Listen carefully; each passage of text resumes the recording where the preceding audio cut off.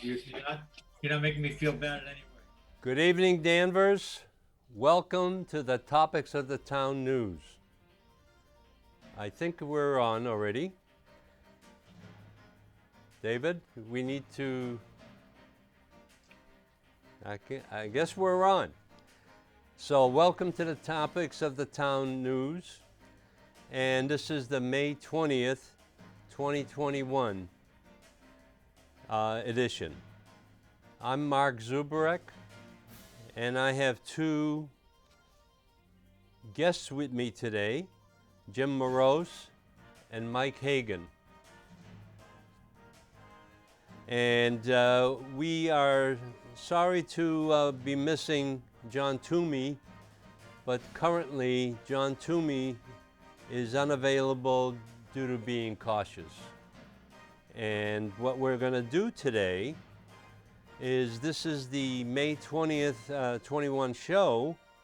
We will focus on the results of the elections, the town budget, and warrant articles at the annual town meeting, and the current status of town government. And thank you, David. I think we had enough of our introductory music. That ran a little long. But the agenda and the opinions are solely by the Topics of the Town News host and commentators. DCAT has been very helpful in getting our program on the air, and we want to thank them very much for doing that. We have a great crew. David, if we can show my infamous coyote, and I still continue to make this an opinion show. It's a news show, but it has opinions, and we have two qualified individuals to make opinions in regard to us. And I miss the good old days. Remember when you could actually have an opinion without offending somebody. And those days are gone. Everybody seems to get upset about everything. And what I need to do is get that point across, because we need to go back to having our opinion, and we have a voice, and we need to present that. So, just as an opening monologue, I would like to just go over this one quick story that I have been preaching for a while now.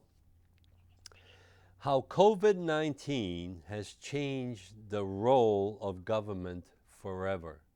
And that means federal, state, and our own town government, because our own town government is afraid of stepping out of line because they are afraid of offending somebody.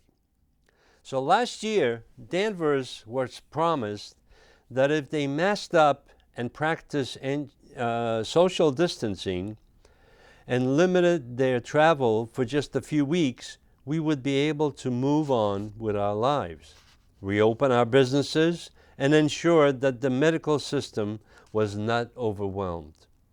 Well, sadly, power-hungry politicians, and this goes across the board, federal, state, and local, and managers in this case, were eager to establish government controls over our lives, refused to surrender their authority, even as it became clear that our hospitals were not being swamped. And we'll get into a very nice story in regards to what other towns are doing in the state of Massachusetts. But let's move on. That's astonishing. What is astonishing is, however, is the fact that millions of Americans either tolerated or encouraged the stripping away of their freedoms for a false sense of security. And we're seeing that right now. The vaccinations have happened. The masks are still in control of our lives. And why are we doing this? There is no reason. While countless patriots pushed back against these restrictions from the beginning, we were unfortunately in the minority. Most Americans have shown warmth towards mayors, governors, and school boards who have subjected their constituents to these failed solutions and lockdowns. Now we're seeing the results of these disastrous leftist policies. Hundreds of thousands of small businesses have been forced to close,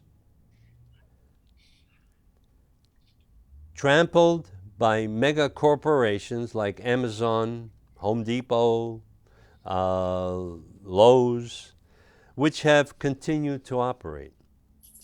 Houses of worship have been shuttered, with politicians unconstitutionally ordering millions of religious Americans into their homes, forbidding them from exercising their right to peacefully assemble and worship as they saw fit. Arguably, worst of all, these lockdowns have proven that the teachers' unions across the nation and locally teachers' unions across the nation will reliably choose their own protection and wealth and power over the welfare of our children. Now, this is in continuation with the Department of Education from the state of Massachusetts. The truth is that while masks, mandates, and lockdowns will eventually come to an end, Americans' perspectives on government seem to have changed forever. And we have seen that in the last set of elections in May. We have elected individuals that were not successful last year, but this year they were successful.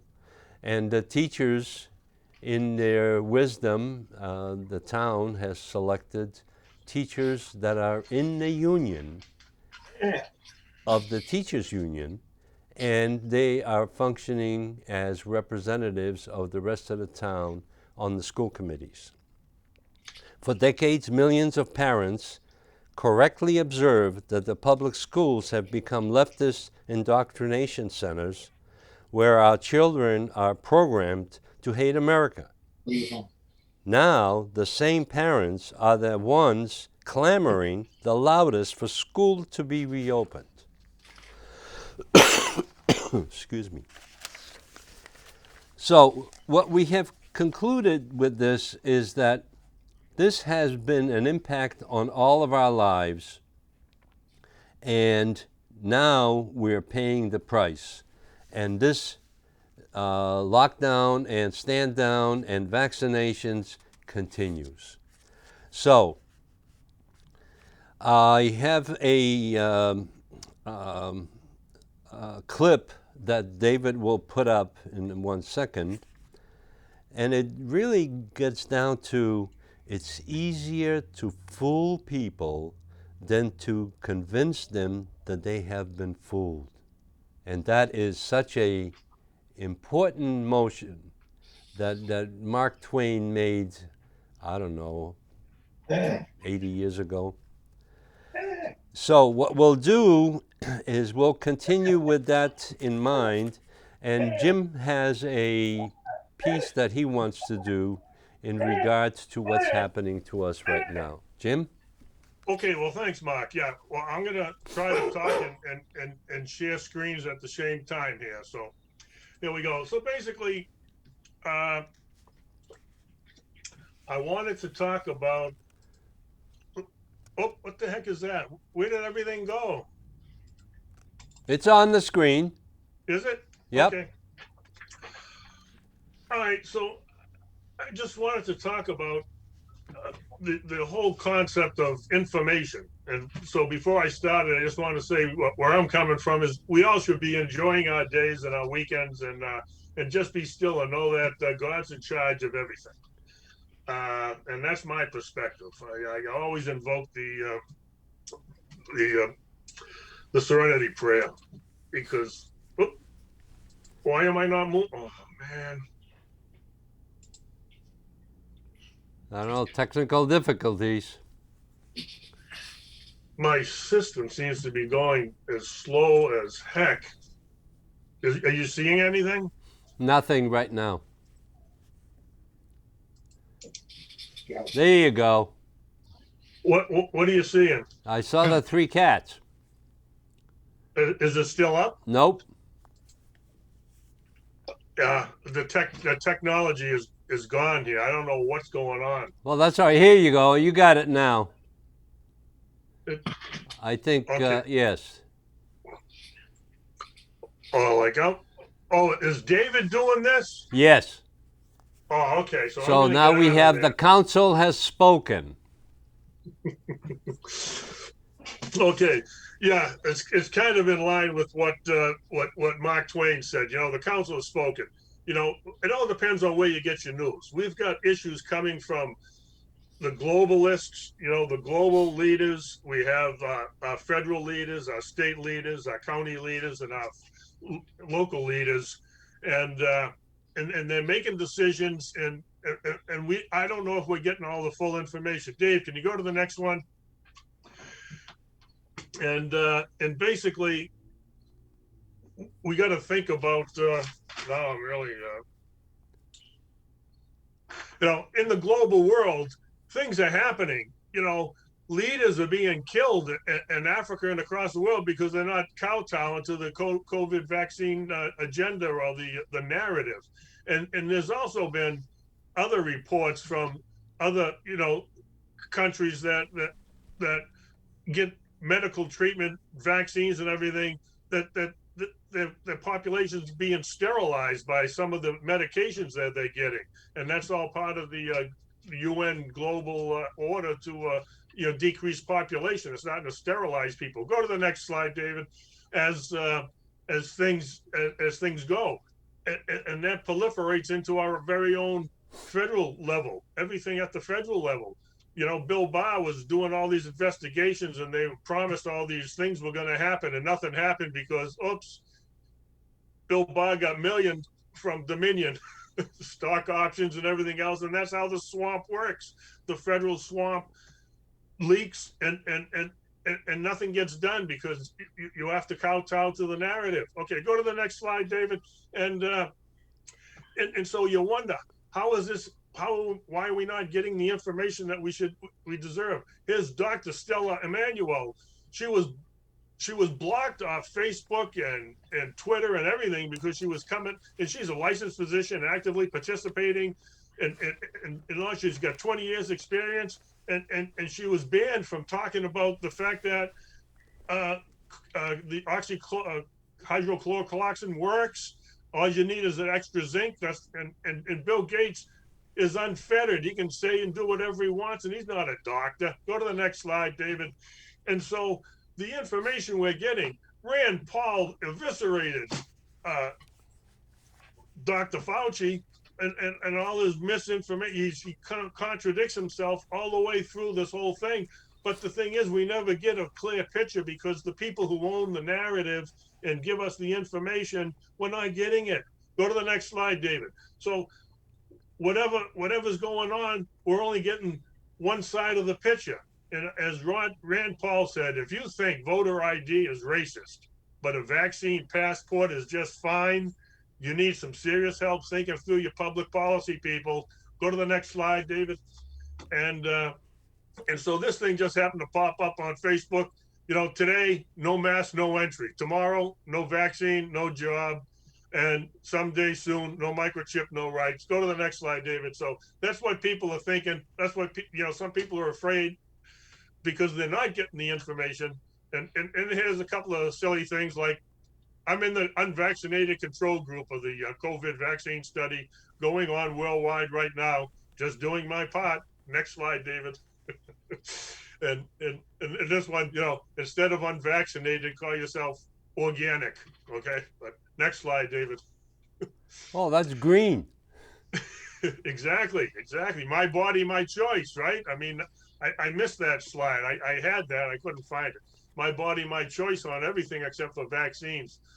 So 97% of the scientists agree with those who fund them. And I'm just going to say this about that. I don't know how many times you've heard bud is bad for you, bud is good. Coffee's bad, coffee's good. It all depends on who's funding the study, what the results are going to be.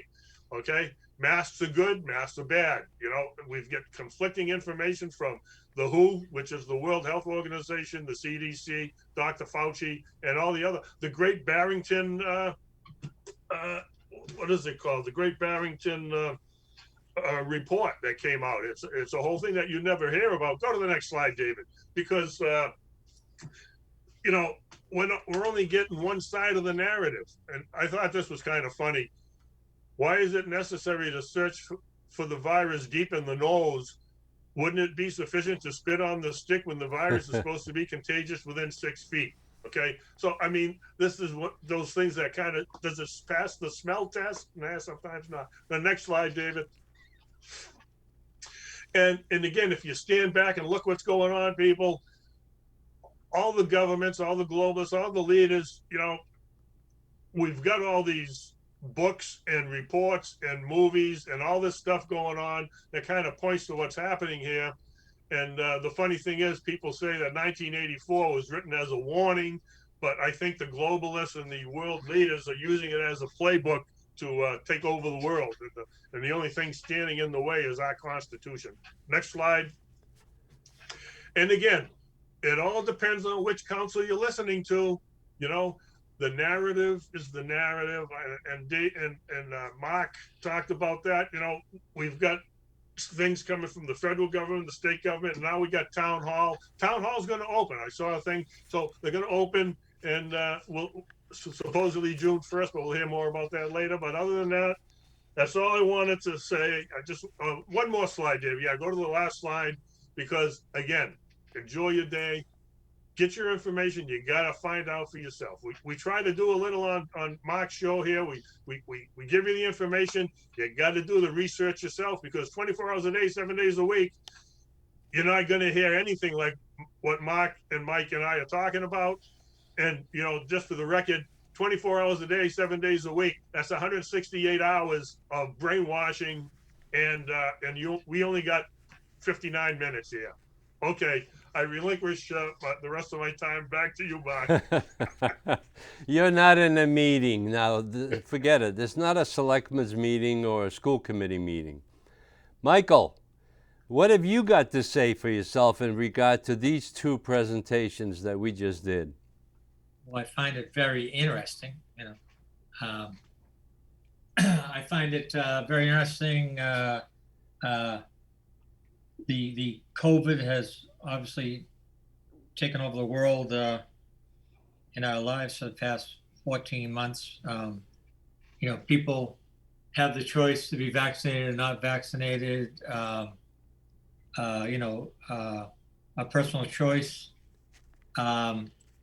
When Jimmy put up that the counselor spoke and the three cats, Jack left the room, my lab. Jimmy, you could have had some labs on there, but they Jack left it. But no, I personally, you know, I'm not immersed in it. I got to say that I don't. Every day, my worries are not about the COVID virus or the United States government or what's going to happen on Fox News. I've said before, you know, Mark and I are almost the same age. Jimmy's right close by. When I put my head down on my pillow at night, whether it was Nixon, Carter, Johnson, I probably didn't know any better in those days, but I don't shiver in my boots every night worried about what's going to happen tomorrow. That's just my opinion. I mean, I certainly did my time protecting our community for 42 years, mostly at nighttime. But like I say, I don't know. People get frustrated with me because I always say I don't I don't get immersed in. I don't worry about stuff like that. But if that's enough for an opinion, you know. That's enough for an opinion. And the thing is, I think you're absolutely correct, because people get so wrapped up in this dangerous and deadly virus. It's a flu virus, but Yeah, that, is being controlled in the same manner as the flu. But it's slowly going away, and it will go away as long as we start objecting to these controls. the But other thing, Mark, let's move the oth- on to the next segment, because the next segment is the annual town meeting and associated warrant articles. Now, as you have seen in the recent stories in the news media, the mainstream media is finally talking about inflation. And inflation really addresses the annual town meeting that we just conducted. Could our policies of printing more and proposing to increase taxes make inflation even worse? Danvers is already on the path of increasing the taxes and fees, because we have seen that already happen. You may have noticed how the cost of everything is going up, from lumber to gas to diapers, and yes, even food. We, in our little enclave of Danvers, will also have to face higher fees and real estate taxes. Could it be because we overspent last year? Isn't that an early sign of inflation?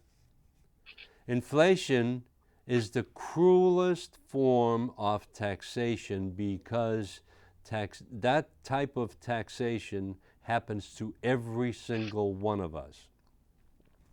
Federal government ultimately translates into a deficit spending is simply a scheme for the confiscation of our wealth. Danvers is no different.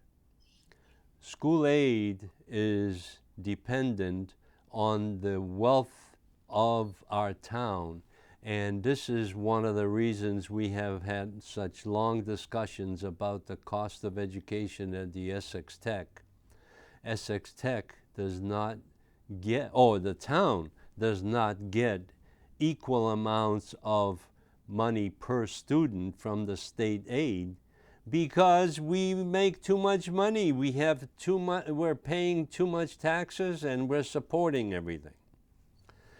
On May 17th, the Danvers elected town meeting elevated our taxation to the max.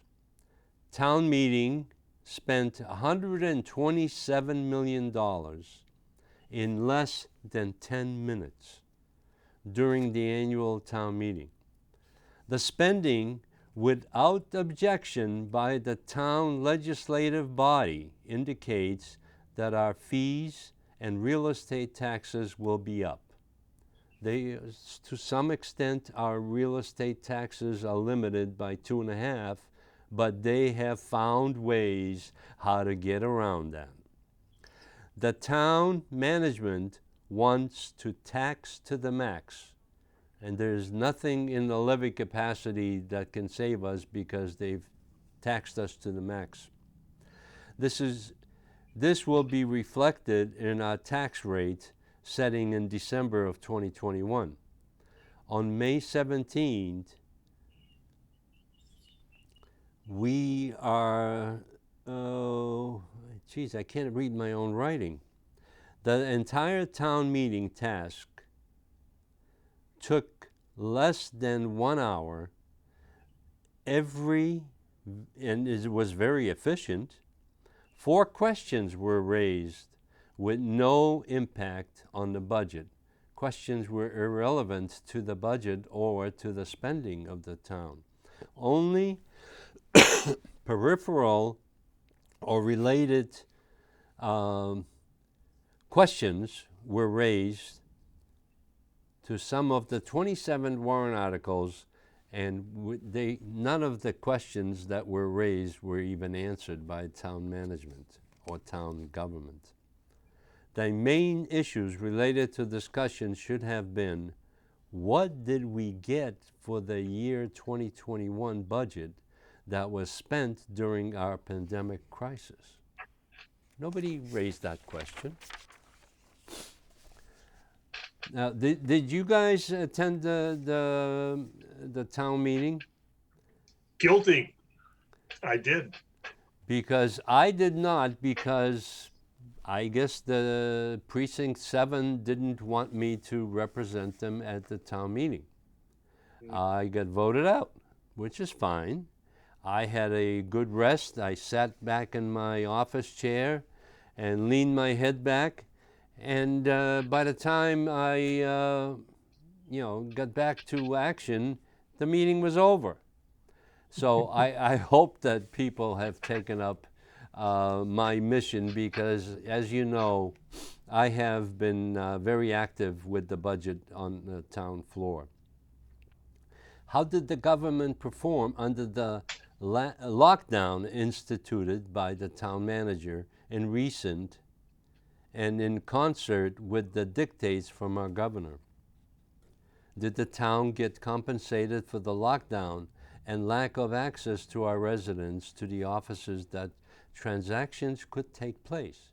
The only time town hall was accessible without making an appointment is to collect real estate taxes and excise taxes. Does that sound familiar? The door was open then. We have raised fees and rates to compensate for the reduction of state aid. Some of the revenue enhancements are rate increases to our utilities.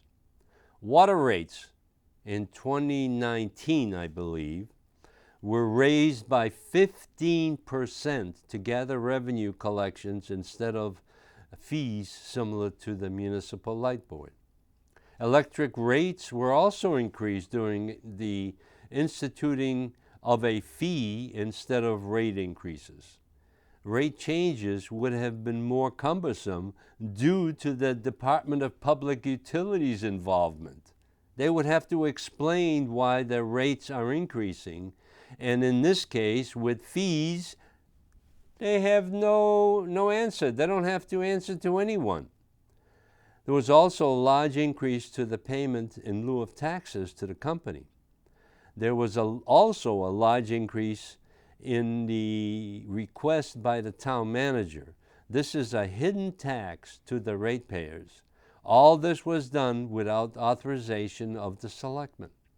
Now the selectmen board is requesting a visit by the manager of the municipal electric company to explain the increase or address the fees. Where were they when those increases occurred? The town manager, who is the head of the municipal light company, was sitting right next to them. They didn't ask him any questions at the board meeting. So I think this is all a charade game. Warrant articles went without even a comment. Article 28 was interesting. The bonded projects which have not expended their spending were reversed or consolidated into primarily the Smith School project, which is absolutely correct. Those should have been emptied out long time ago. There was like $300,000 or $400,000 left from the high school project. However, these funds should have been refunded to the proper bonding issue and not just transferred. I believe that the outstanding borrowing was transferred to the proper accounts.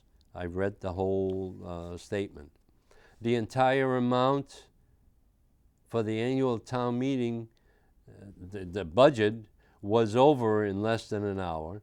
The town moderator did an excellent job in moving the issues along without any questions from the 122, I believe. The 149 town meeting members represent the rest of the town, and there were only 2 people that asked questions. or had any interest in it. So, thank you to Pat Fraser for handling the meeting well, and I'm sorry I wasn't there. So, gentlemen, you have your input on this. Anything, Mike? I know that it's always an issue that's brought up by yourself and others about uh, tax increases, and we've talked about this before. Um, and even during the election time, the information about the $7.50 fee, was it, for each household, was Right. brought to candidates' attention, and nobody seemed to grab onto that and make that, or ask questions and make it a campaign issue.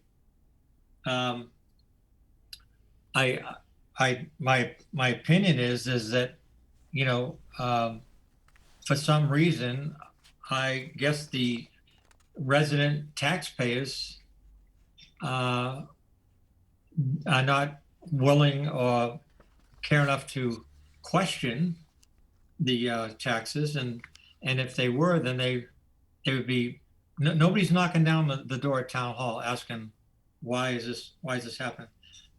Nobody's going to a selectmen's meeting.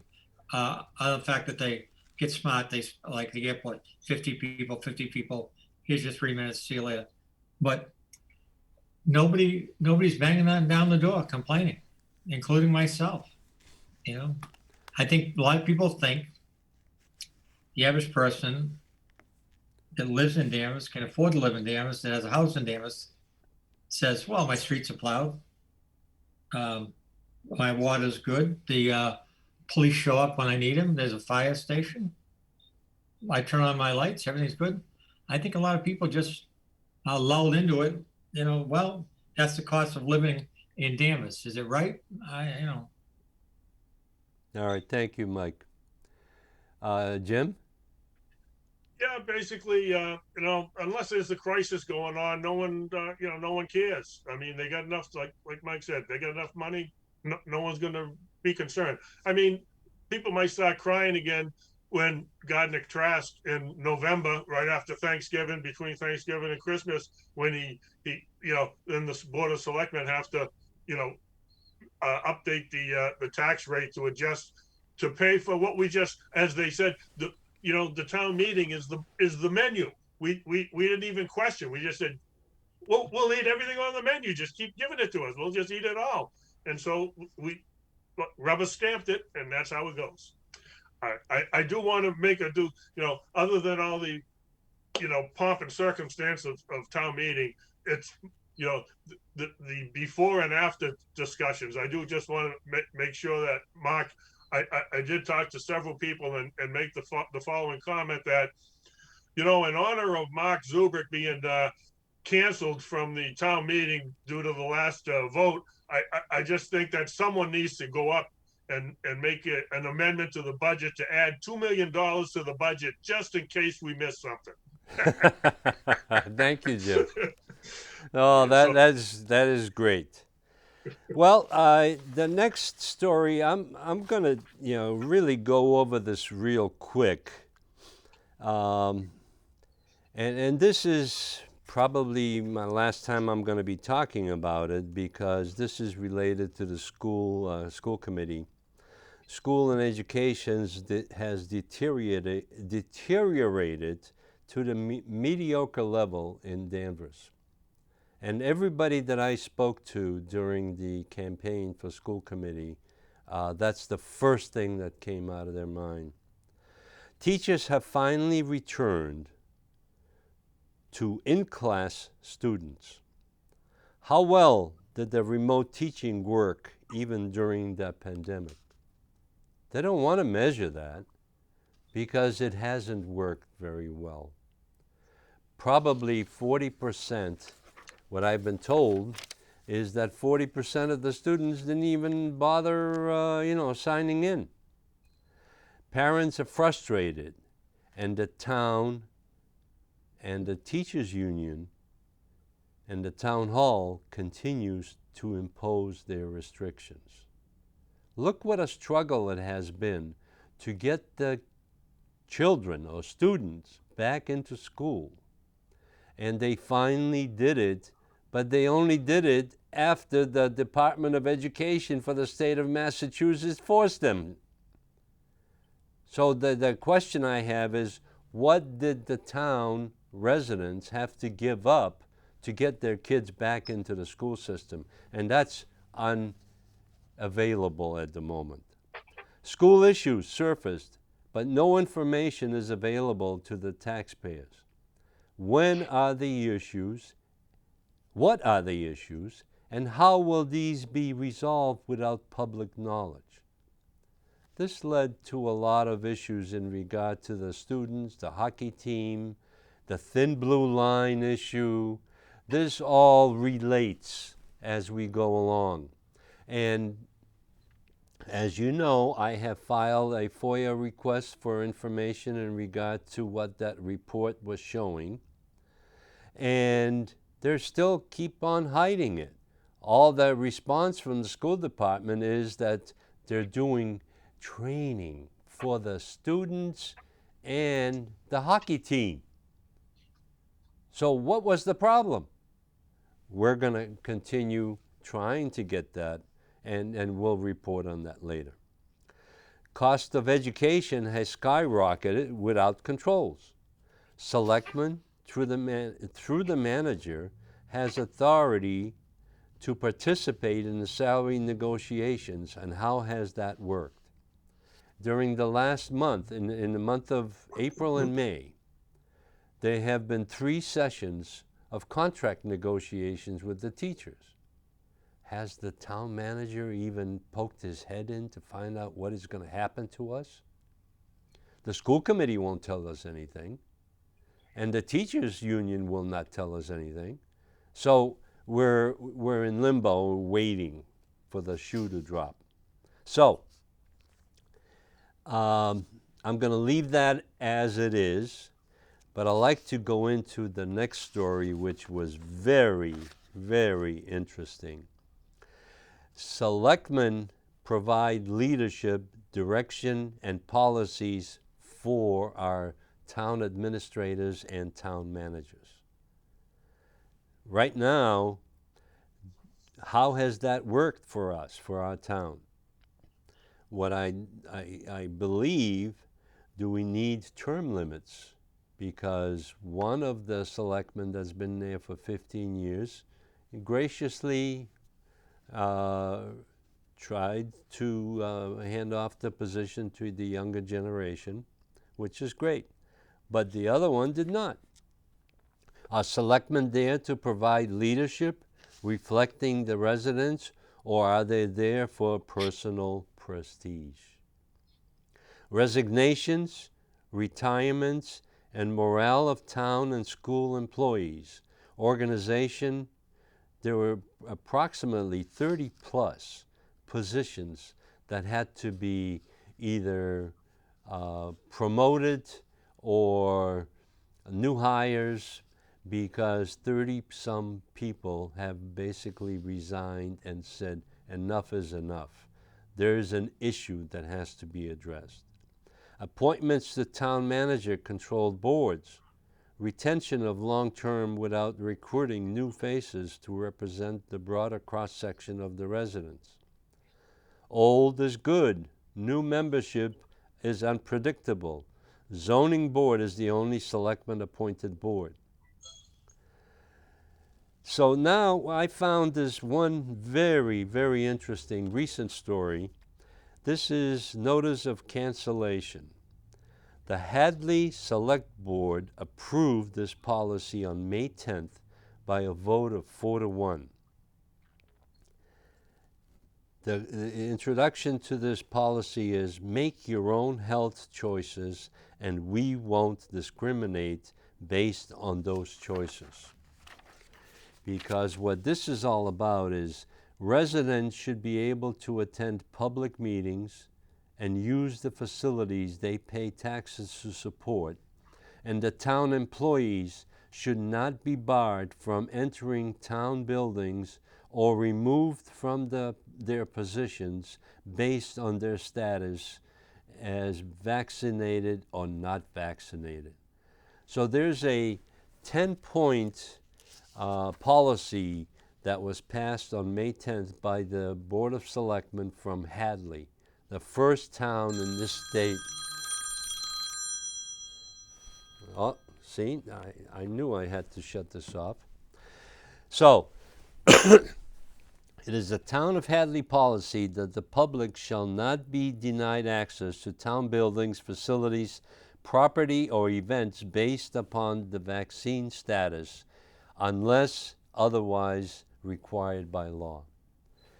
The one thing that we have to remember is that Hadley finally realized that all of these restrictions are not by law, they're by guidance.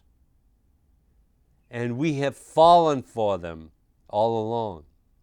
The town of Hadley recognizes that medical decisions such as vaccines are a personal choice and will not require town employees to be vaccinated as a condition of employment, just as we do not require flu shots or other vaccines in order to work for the town.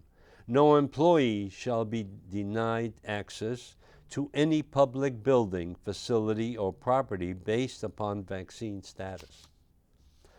The public access to the government is critical, and no person shall be denied access to the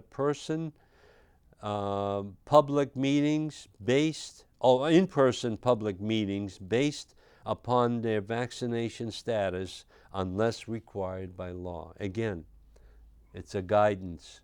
The laws do not exist that forbid us from doing what we're being asked to do. The town of Hadley shall not require medical documentation. This is the vaccine passport. And finally, the Board of Selectmen, in their wisdom, have said none of this would apply, and they voted this in as a policy for the town of Hadley. Do we have courageous selectmen that will do that for the town of Danvers? I don't think so, but we should be asking for it.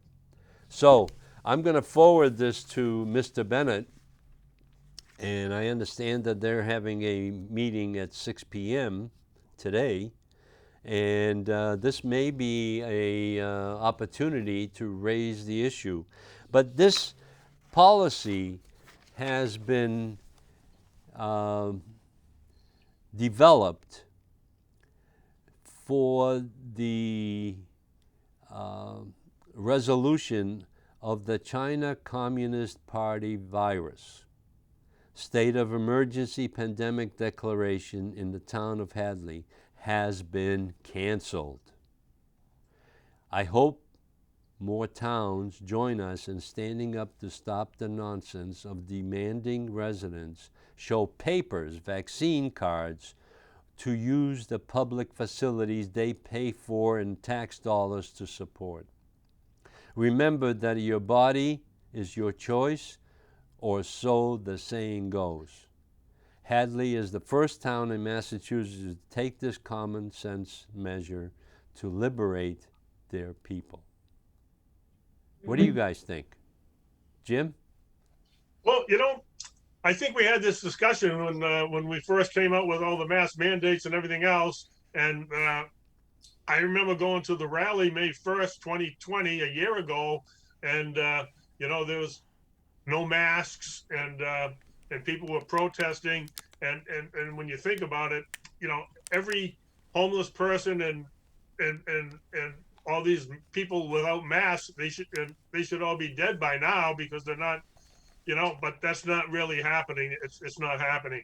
So that's what leadership is. I understand, it's coming from the globalists to the federalists to the state house to Charlie Baker, and you're exactly right.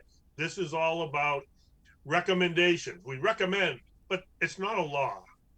And there's all sorts of other implications in there. And I mean, apparently even Amazon has now, they're not requiring people to to get the vaccination. But if you have a vaccination, they're giving them a pretty bracelet to wear, so that if you see the bracelet and it's got chips and everything in it, so then they'll know that, oh, they've been vaccinated, so they're good. And if you don't have that wristband, then you got to wear a mask. And then so it's the opposite of wearing the Star of David. This is my virtue signal. I got it right It's here. a substitute for the mask. Exactly. So again, and Mike? it's all. Oh, I might be able to help you out a little bit here. Being chairman of the board of the library trustees, there has been an email sent out from town hall regarding the reopening of the town buildings on, I believe it's June 1st. And in that there's mention about vaccinated, unvaccinated, but if I read it correctly, and I was going to try and print it out, but I figured I'd lose you guys. I don't see anybody being denied access. They won't, if nobody's going to be that I can think of, especially like at the library. Have you been vaccinated? Those questions are not going to be presented to people that come in the library. They're gonna develop the policy. It might be available now. Like I say, I saw it earlier. I should have printed out, but I don't. With the building being open, town hall and the library, I don't see anybody being questioned. Excuse me, Mr. Morose, have you been vaccinated? Yes or no. They're not gonna go there because that's the way it's gonna be done. I mean, things are starting to open up. You're only looking for trouble with people when you ask them about their personal issues. Even with the mask policy that the library board of library trustees approved last week, I was very somewhat concerned about one of our staff approaching somebody that did not want to wear a mask. They come in the library and the Gordon room was open for browsing and computer use, but I was nervous about somebody approaching, hey, the bandana you're wearing isn't appropriate. Unless you're gonna hand somebody a mask or something like that. I was concerned about confrontation and somebody getting hurt. And we all know that Could happen. Doesn't take much today to set people off. Yep. They're still shooting people everywhere across the country, mass shooters, and that's been one of my concerns all the way through with that building about, God forbid, if something happens in there. First of all, if it happens in a lower level, you're not going to hear it upstairs, And so I was just, but I don't see people being turned away for not wearing a mask. I don't think we'll see that. Thank you, Michael. The next story, segment 4, is resident concerns regarding the Beverly Airport expansion, outpouring of noise complaints. And I'll just go over this quickly because this was a presentation that was done by the airport management and the consultant that they hired to expand the airport. And this was done on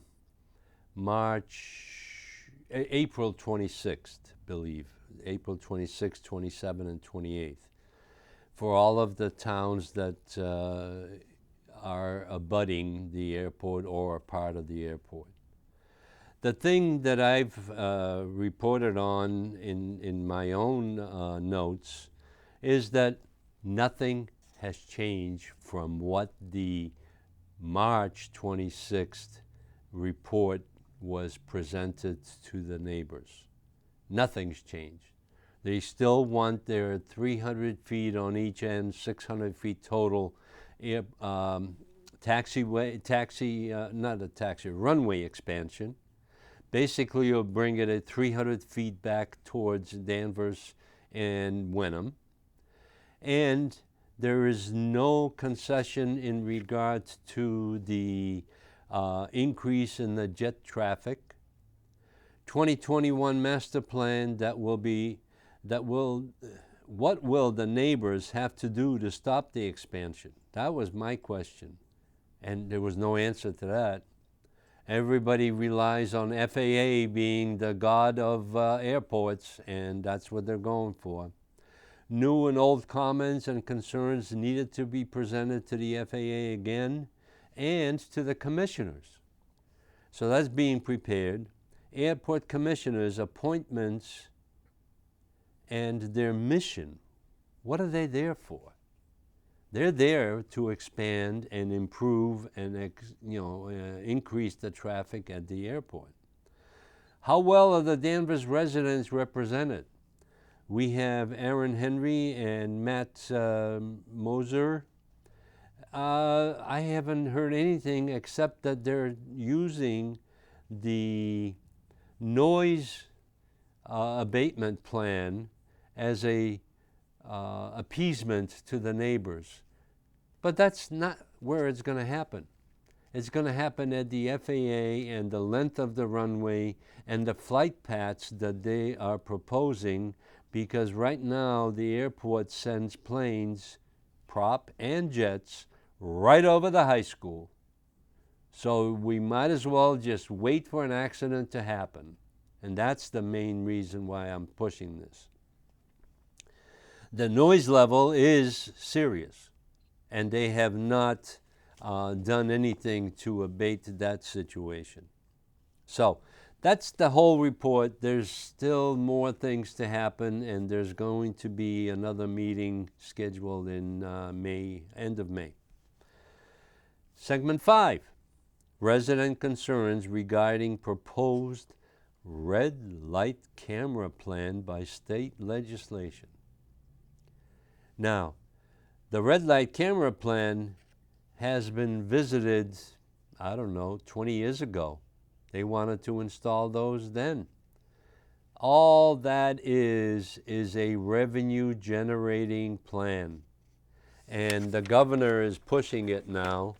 And the reason is because the revenue stream is dwindling.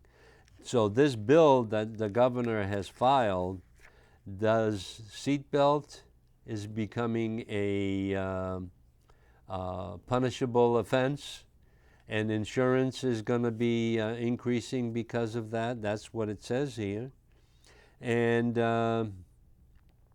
there are opponents to it, but it seems like no big deal. We'll just pay the $25 that they charge us for, and then 2 or 3 years down the road, when the camera shoots your picture on your vehicle, you're going to pay higher insurance rates again. All this is revenue generation. Michael, you got anything on this? Yeah, Mark, I've had some expertise in my time enforcing the motor vehicle laws out there. I think they would have to change the Mass General laws, because I think a traffic citation can only be issued by a police officer.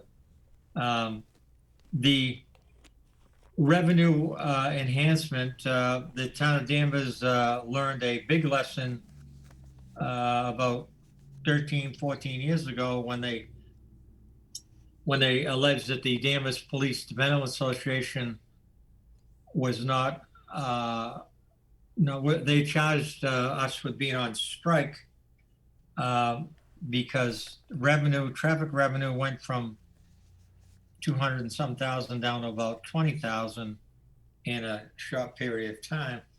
And they charged it, they said it was a job action. Well, anyway, the town charged the union being on strike, and it's great reading. We prevailed. The town of Danvers versus Danvers Police Development Association. But getting back to those red light cameras, they're going to be a nightmare. And in Florida, if you've driven there, it's very tense because you see a sign up ahead, red light camera head, and you know, I hope it doesn't hit here. I hope it doesn't hit. I don't see the need for it. But then again, like you say, a revenue grab. You know, It- That's they exactly make it this. is. This is the tax to the max for the real estate taxes in our town. And now this is a reach into our pockets for additional revenue because they're running out of tax revenue and they can't go up any higher. I, But I dare say I don't think the people in Massachusetts are going to stand for seatbelt being a primary violation. I can't see that happening. And I think there's so much outcry about people with their own personal vehicle. right. Even though it's a law, you get stopped for a violation, your number plate's out, or you don't have a seatbelt on. But I don't see the people of Danvers, the people of Massachusetts putting up with seatbelt being primary. They've tried it. They've tried it. They've tried. I wear mine all the time, but I mean they've tried and tried and tried, and it never comes through. Well, this bill includes a punishable violation this time. They'll make millions because just stand on the side of the road and see how many people don't have the I know. seatbelt on. All right, they- Michael, thank you very much. I just want to make a quick announcement, Jim, before I let you go and jump in. Our next broadcast is going to be June 3rd, 2021, and June 17th, 2021. The last show before the summer recess is going to be in June 17th. We will resume broadcasting in September. I think we need a break, or I need a break. But the other item is that we have 2.5 minutes left. I'd like to give Jim Morose a, what are you have any questions, comments, or final comments? Well, you know, about the red light auto ticketing. I mean, again, it's just power and money grab. That's you know, and again, the whole thing about the selectmen and Hadley, they're leaders, and we can't just sit here and wait for, you know, for orders from high above. We need to take action, what normal and prudent people would do. We don't. It's not one size fits all in a lot of these things that we need to do. So that's all I'm going to say. We need as much time as we can. I relinquish my time. We're running out. Michael? It's great being with you guys again. Jim, I'm glad to see that you came out of the bunker, the undisclosed bunker. I was concerned. I did some investigation, and I think I was very close to where you were, and I was going to give you up, but you're just a step ahead of me. But nice to see you out of the bunker, Jim. Welcome back, and Well- great being with you again. All right, what we'll do is we have the next two shows scheduled, and I would appreciate if I have any comments from you two. I would add or subtract items, but I think we went through the entire outline, and I appreciate it. The only thing that I want to add is that tonight there was an article in Danvers Patch, I believe. Erin Nolan wrote an article, staff writer. Danvers Thin Blue Line report tackles issues. I read the report, I read the article. There is no sense of commonality between them. They do not represent. This was a method to appease the 400 people that signed the petition about the thin blue line, and they got away with it. So now I'm going to the selectmen's meeting and see what they have to say.